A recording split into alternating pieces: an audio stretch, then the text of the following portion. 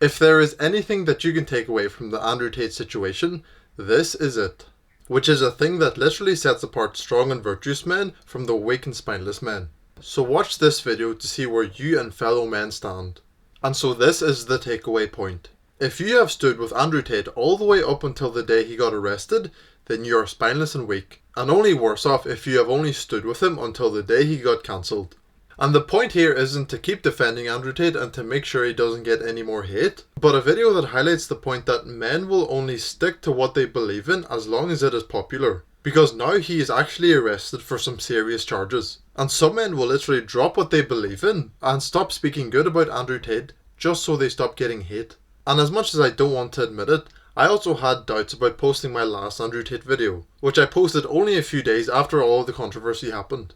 What if all the things he's being charged for are actually true? And if the things turn out to be true after I had posted the video, it means that I would have been supporting and bringing light to a bad person. But how strong of a man would I be if I didn't support someone who I agree 99% with? And a man who's given me so much knowledge and has helped me personally so much? The answer is that I wouldn't have been much of a man, if at all. As real masculine men fight for what they believe in, even if it puts them into danger. And so it means I made that Andrew Tate video. I'm making this one, and I've made many more videos about topics that not everybody agrees with.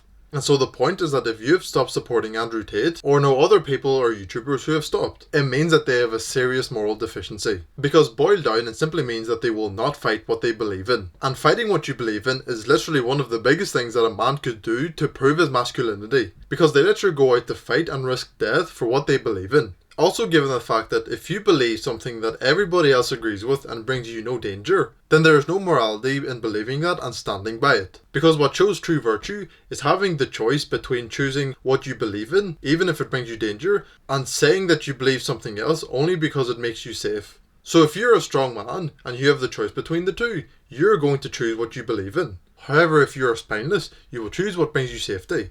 And so when a serious situation like this comes up, it really shows the divide between the strong and virtuous men and the weak and spineless men. And so I'm going to go out on record once again and say that I fully believe in Andrew Tate and I stand by him 100%. Even if he's being accused so strongly of such serious and bad things. Even though there's an article that came out of a woman who supposedly had sex with Andrew Tate. She definitely did have sex with him. But the evidence that she provided to the police and to the media shows that he supposedly did rape her. And I say supposedly because we don't know his side of the story. We don't know if it's taken out of context or there's something that she didn't say.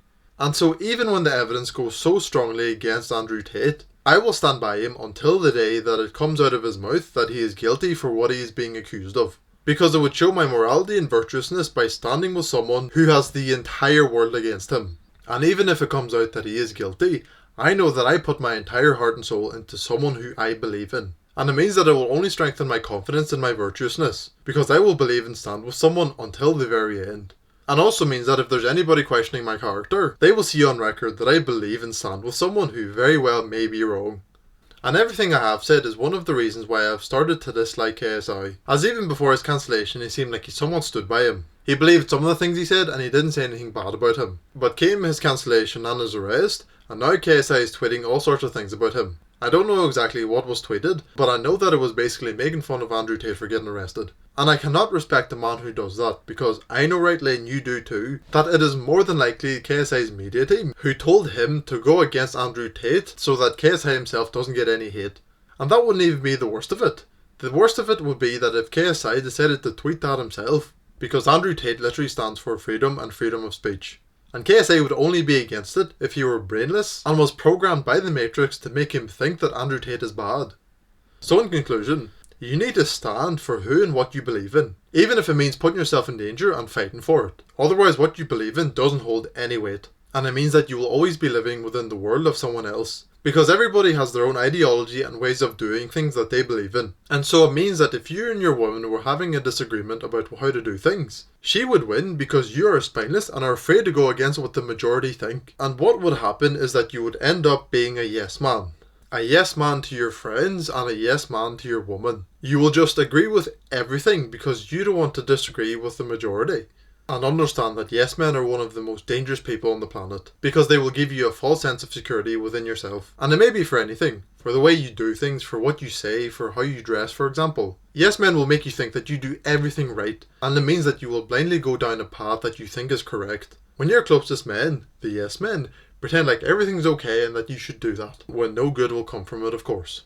But the men who will be critical and call you out on your bullshit are some of the absolute best men on the planet. Because it means that they will correct you from the path you're going down, even if it means going against what the majority think, because they can think for themselves. And all that being spineless and not standing up for who and what you believe in boils down to you not being able to think for yourself. So if you don't believe in what Andrew Tate says and stands for, by all means, don't give him any support and don't say any good things about him. But if you're a man who believes in Andrew Tate, what he says and what he stands for, then you need to show your support and keep supporting him. Because now more than ever, he needs the support. And even besides that, it shows your strength and courage to be able to stand up for someone who has the entire world against him. So believe in what you stand for, even if it means fighting for it. And lastly, show your morality, strength, courage and virtuousness by standing what you believe in, and not what the majority of people want you to believe.